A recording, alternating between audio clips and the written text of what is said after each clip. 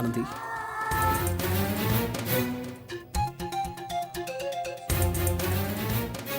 கிட்டத்தட்ட செத்து போயிருந்தேன். ஃபோனில் உன் குரலை கேட்டதுக்கு அப்புறம் தான் எனக்கு உயிரே வந்துச்சு தெரியுமா? நீ ஃபோன் பண்ணும்போது எனக்கு எப்படி இருந்துச்சு தெரியுமா? நான் இப்போ உங்ககிட்ட பேச வந்த விஷயமே வேற. பேசலாம் ஆனந்தி, எது வேணாலும் பேசலாம். நீ விரும்புகிற எது வேணாலும் பேசலாம். உனக்கு தெரியாது, இவ்வளோ நாள் பிரிவுக்கு அப்புறமும் நான் உன் பக்கத்தில் நிற்கும்போது நமக்குள்ளே எதுவுமே நடக்காத மாதிரி தான் எனக்கு இருக்கு. எதுவுமே நடக்கலை. சத்தியமாக நம்ம பிரியல, பிரியவும் மாட்டோம். யாராலையும் பிரிக்க முடியாது ஆனந்தி. அபத்தமா பேசாதீங்க. இல்லை ஆனந்தி, என்னை கொஞ்சம் பேச விடு. நான் பேசணும், இன்னைக்கு பேசியே ஆகணும். அத்தனை பேரும் என்ன பேசாத பேசாதன்னு வாய் அடைச்சி தான் இவ்வளோ தூரம் நடந்திருக்கு. நான் பேசணும். என்ன நடந்துச்சுன்னு நான் உனக்கு சொல்லியே ஆகணும். அது எனக்கு தேவையில்லாத விஷயம். எனக்கு தேவை இருக்கே. நான் சூழ்நிலை கைதி ஆனதோ உங்ககிட்ட சொல்லி ஆகணும் ஆனந்தி. அன்னைக்கு மண்டபத்தில் என்ன நடந்துச்சுன்னு நான் உங்ககிட்ட சொல்லித்தான் ஆகணும். Stop it Karthik. இனிமே அதை பத்தி பேசுறதுக்கு எதுவுமே இல்லை. உங்களோட எக்ஸ்பிளனேஷன் எதுவுமே எனக்கு தேவையில்லை. This is too much. Please. நடந்ததுல ஏதோ நீ மட்டும் தான் காயப்பட்ட மாதிரி நீ பேசுற தப்பு. நானும் காயப்பட்டிருக்கேன். உனக்கு எது புரிய மாட்டேங்குது? கொஞ்ச காலம்னாலும் காதல் நிஜம் ஆனந்தி. அதே உனக்கு புரியல? சூழ்நிலையால தான் அன்னைக்கு அப்படி நடந்துகிட்டேனே தவிர என் மனசு முழுக்க நீ தான் இருக்க ஆனந்தி. மனசு மட்டும் இல்ல, மூச்சு, கனவு எல்லாமே. ப்ளீஸ் ஒன்று மட்டும் புரிஞ்சுக்க. இந்த பிரிவு உனக்கு வலியா இருக்கலாம், ஆனா எனக்கு இது தண்டனை. புரிஞ்சுக்க. இதை புரிஞ்சுக்கிட்டு எனக்கு எதுவும் ஆக போறது இல்ல. Past is past. என்னோட நியாயத்தை சொல்ல வேண்டிய அவசியம் எனக்கு இருக்கு Anandi. I don't care Karthik. சரி, அப்ப என்ன எதுக்கு வர சொன்ன? எங்க வீட்ல இருந்து கல்யாணத்துக்குன்னு கொடுத்திருந்த பணம், கார் எல்லாத்தையும் திரும்ப கொடுத்துட்டீங்க. அதே மாதிரி உங்க பொருள் எதுவுமே எங்க கிட்ட இருக்கிறது எனக்கு பிடிக்கல. என்ன ஆனந்தி இப்படி எல்லாம் நீங்க பேசுற? கொடுத்த செல், மோதிரம் இதானே? ஆனந்தி அதெல்லாம் நான் உங்களுக்கு ஆனந்தி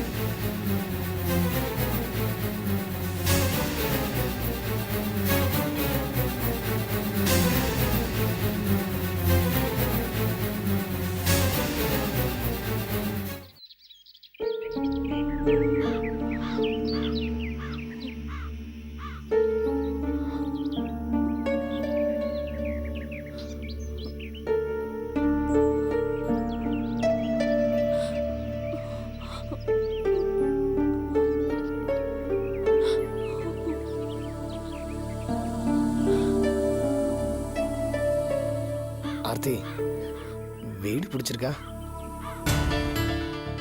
இல்லை ஆர்த்தி, நம்ம கொடுக்குற வாடகைக்கு சிட்டியில் வீடு பார்த்தா இந்த அளவுக்கு வசதி இருக்காது. அதனால தான் போரூர் சைடாக பார்த்துட்டேன். பிடிச்சிருக்கா ஆர்த்தி?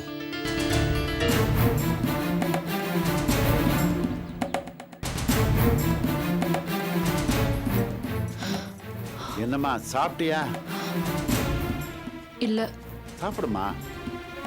போம்மா, உள்ள போய் சாப்பிடு.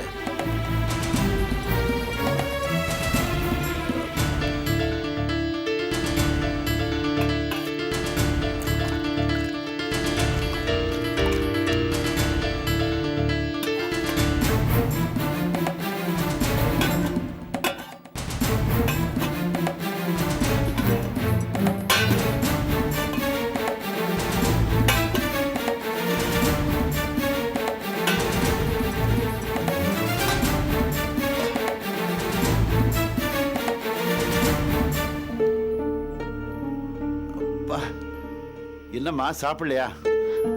அங்க சாப்பாடு இல்ல. சாப்பாடு இல்லையா?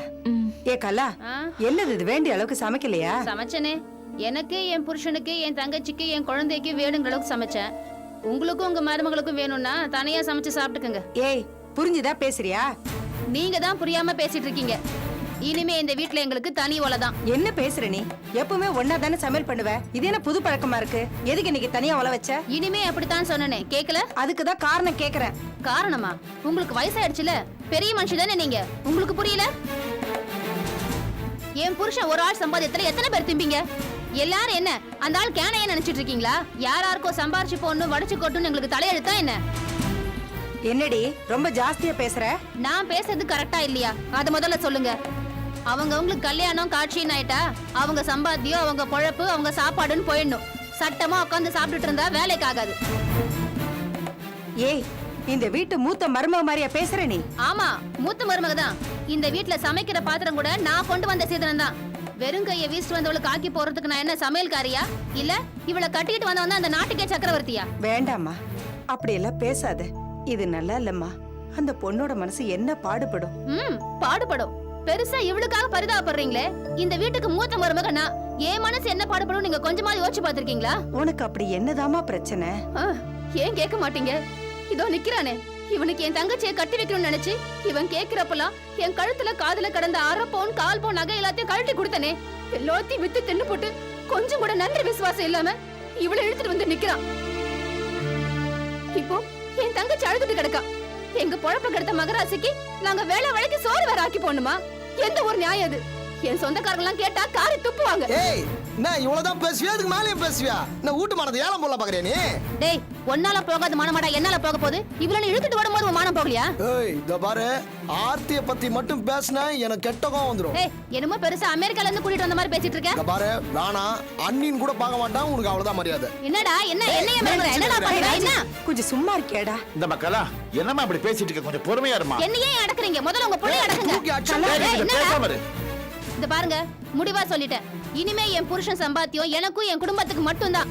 வர்றவங்களுக்கு எல்லாம் உட்கார வச்சு செய்யறதுக்கு நாங்க என்ன எருமாடுங்களா? சம்பாரிச்சு போறதுக்கும் சமைச்சு போறதுக்கும். ஐயோ, என்னம்மா நான் அவத்த சொல்லிட்டே இருக்கேன். பெருசா பேச வந்துச்சு. தபார், தெளிவா சொல்லிட்டேன். எனக்கும் என் பொண்டாட்டிக்கும் யாரும் சோறு போட தேவையில்ல. நாங்க ஒண்ணும் பிச்சைக்காரங்க கிடையாது. நாங்க சம்பாதிச்சுப்போம். நீ போய் உன் புருஷன், உன் தங்கச்சி, இதோ நிக்குத பிசாசு, இதுக்கெல்லாம் சோறு போடு போ. பெருசா பேச வந்துச்சு. எப்பா, நீயே வெட்டி ஆபீசர் தான், சும்மா குதிக்காத. இவங்க புருஷன் அப்படியே வக்கீலுக்கு போய் வாதாடின்னு இருக்காரு. ஆட்டோ ஓட்டின்னு இருக்கும்போது இவ்வளவு கொழுப்பு. ஆமா ஆமா, இவரு பிளைட் ஓட்டுறாரு. டேய், இந்த ரோஷத்தை உன் பொண்டாட்டி கிட்ட காட்டுறா. நான் காமிச்சிக்கிறேன், நீ போ. போடா. ஐயோ, கட்டின பொண்டாட்டிக்கு சோறு போட வக்கீல்ல பெருசா பேச வந்துட்டான். ஏன் புருஷனை பத்தி பேசுறதுக்கு இவனுக்கு என்ன யோகிதை இருக்குது? நல்ல புள்ளைய பத்தி வச்சிருக்கீங்களே, முழிய பாரு, திருட்டு மொழி. ஐயோ, மூஞ்சிய பாரு, முனியாண்டி வில்லேஜ் முட்டை மாதிரி பேச வந்துச்சு. இதோ இந்த மாதிரி மருமகன் கட்சிதுக்கு 4 முழம் கயிறு வாங்கி 2 பேரும் தூக்கு மண் சாவுங்க. ஐயோ, கடவுளே.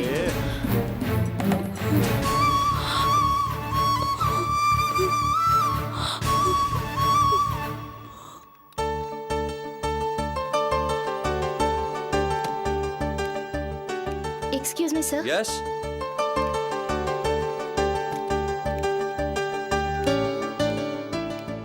சார், மீட்டிங்க்கு டைம் ஆயிடுச்சு. Oh, yes. அவங்கெல்லாம் வந்தாச்சா? அவங்க எல்லாம் வெயிட் பண்றாங்க. Well, இன்னும் 5 minutesல மீட்டிங் ஆரம்பிச்சலாம். அவங்கள கான்ஃபரன்ஸ் ஹால்ல இருக்க சொல்லுங்க.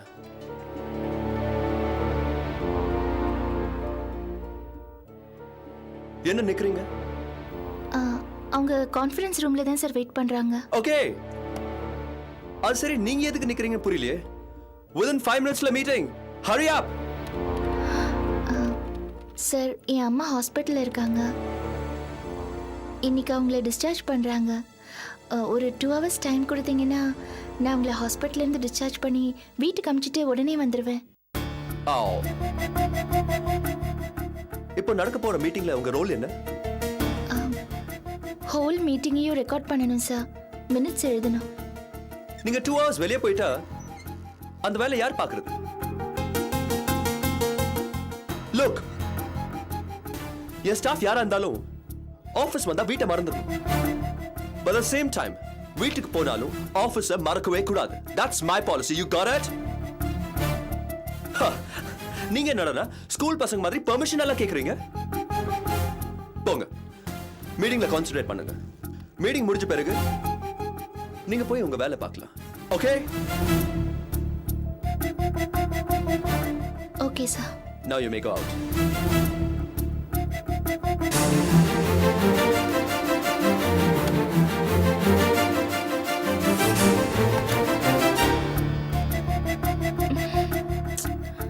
அபி, என்னாச்சு? அம்மாவை நான் இன்னைக்கு ஹாஸ்பிட்டல்ல இருந்து டிஸ்சார்ஜ் பண்ணணும். உனக்கு தெரியுமா, அதிசயமா என்கிட்ட பணமும் இருக்கு. ஆனா ஆனந்த் வீட்ல இல்ல. ஃப்ரெண்ட்ஸை பார்க்கறதுக்கு எங்கேயோ வெளியில போயிருக்கா. மனோகரும் வீட்ல இல்ல. நான் வேற அம்மா கிட்ட உன்னை டிஸ்சார்ஜ் பண்ணி கூட்டு போறேன்னு சொல்லியிருக்கேன். இந்த புது பாஸ் என்னன்னா மீட்டிங் முடிச்சுட்டு போன்னு சொல்றாரு. அடப்பாவி, உருப்படுவானா அவன்? பாவம், அம்மா எனக்காக வெயிட் பண்ணிட்டு இருப்பாங்க. இப்போ நீயே சொல்லு உஷா, இந்த டென்ஷன்ல நான் எப்படி மீட்டிங்ல கான்சென்ட்ரேட் பண்ண முடியும்? Hello, I am on my way sir. இதோ வந்துடுறேன். அபி, டென்ஷன் ஆகாத. ஓகே.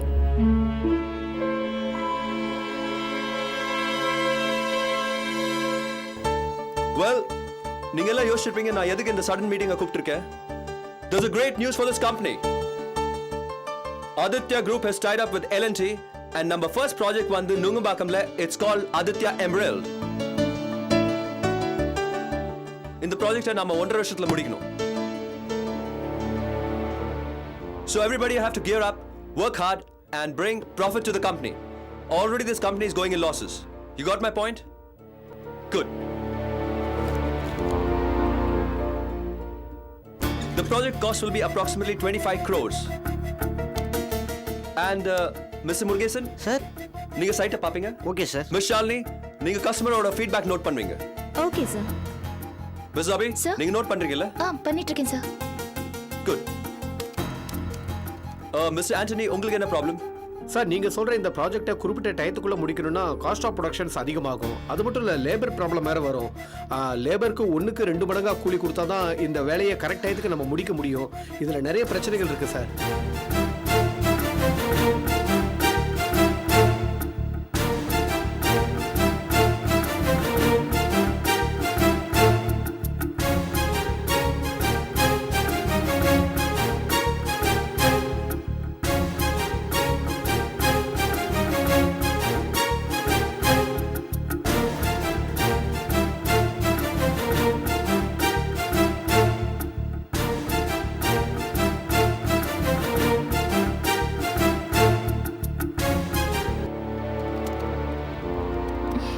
அபி, என்ன மீட்டிங்ல நல்லபடியா முடிஞ்சுதா?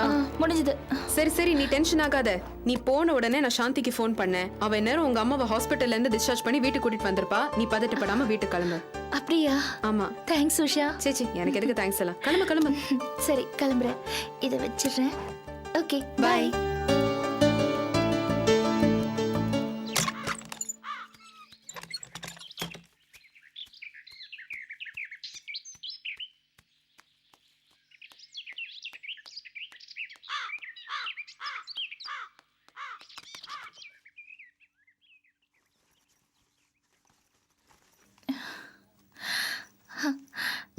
சாரிம்மா, லேட் ஆயிடுச்சு. நீ மட்டும் இருக்க? சாந்தி எங்க? நீ வர லேட் ஆகும்னு நான் தான் போ சொல்லிட்டேன். சரி ஆனந்தி எங்க? பக்கத்து வீட்டு கௌரி கிட்ட சாவி கொடுத்துட்டு வெளியே போயிட்டானா? சரி வா, நீ உள்ள வந்து படு. கொஞ்ச நேரம் ரெஸ்ட் எடு. வா. வேண்டாம் அபி, கொஞ்ச நேரம் இங்கே இருக்கு. அம்மா வந்துட்டியாமா? ஒரு வழியா பொழைச்சி உயிரோட வந்து சேர்ந்துட்டேன். ஏமா இப்படி பேசுற?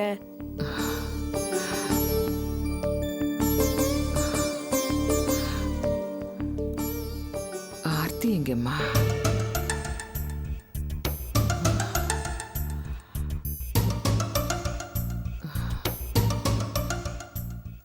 ஏன் அமைதியா இருக்கீங்க? ஆர்த்தி எங்க? அவ புருஷன் வீட்ல இருக்கா அம்மா. புருஷன் வீட்லயா? என்னம்மா சொல்ற? என்ன கனி, எவ்வளவு கசப்பா இருந்தாலும் சொல்லித்தானே ஆகணும் ஆனந்தி. அம்மா கிட்ட இனிமே மறைக்க முடியுமா? அபி, என்ன பேசுற நீ? அம்மா, ஆர்த்திக்கு கல்யாணம் ஆயிடுச்சு.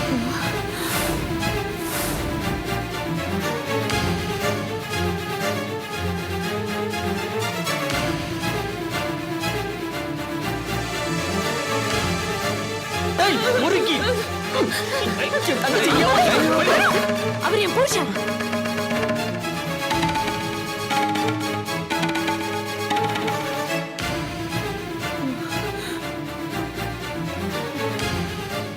இவர் பெரிய இடத்து புள்ள, பணக்காரரு.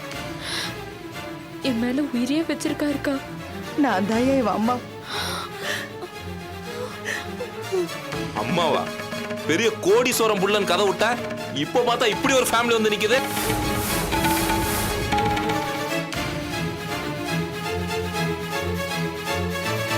தாலிய கட்டின கையை உடைச்சு.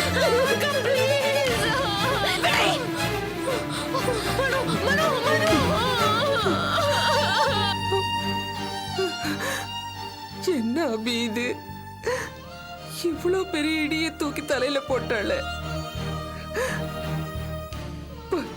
பச்சை புள்ளன்னு வாய்க்கு வாய் சொல்லுவோமே, அவளா இப்படி பண்ணிட்டா? தப்பு நம்ம மேலதான் இருக்குமா? அவள ஒரு குழந்தைய மட்டுமே நம்ம பார்த்து பழகிட்டோம். ஆனா இன்னொரு பக்கம் அவ வளர்ந்துட்டே இருந்திருக்கா. அதை நம்ம சரியா கவனிக்கல. ஆனா நான் நிறைய தடவை கவனிச்சேன்க்கா. அதை அம்மா சீரியஸா எடுத்துக்கல.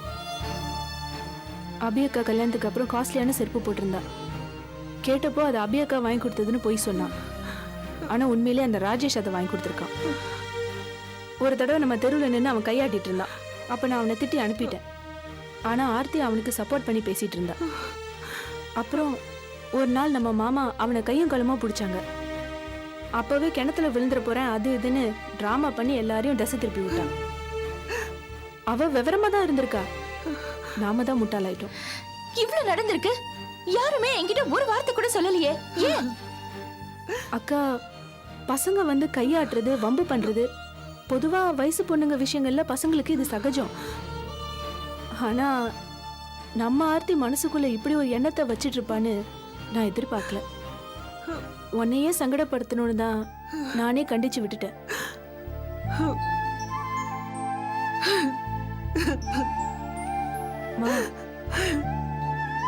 என்னம்மா?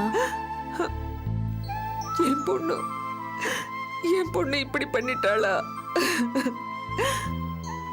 ஆனந்தி, நடந்தது என்னமோ நடந்துருச்சு. ஆனா ஆர்த்தி சின்ன பொண்ணு தானே.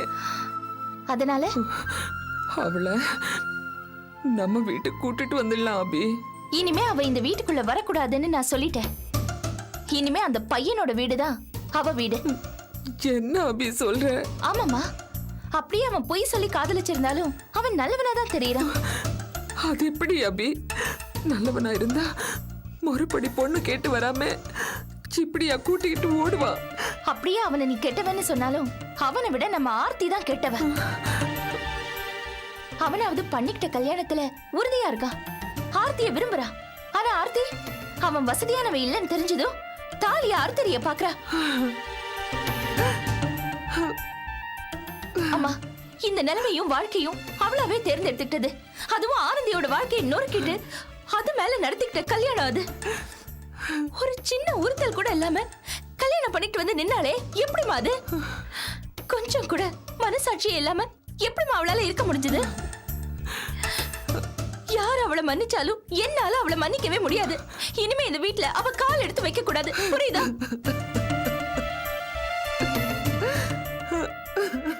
இது பாருமா, இனிமே உனக்கு 2 பொண்ணுங்க தான். நானும் ஆனந்தியும் மட்டும்தான். அப்படியே உனக்கு ஆர்த்தி வேணும்னா நீ என்ன மறந்துடு, அவ்வளவுதான்.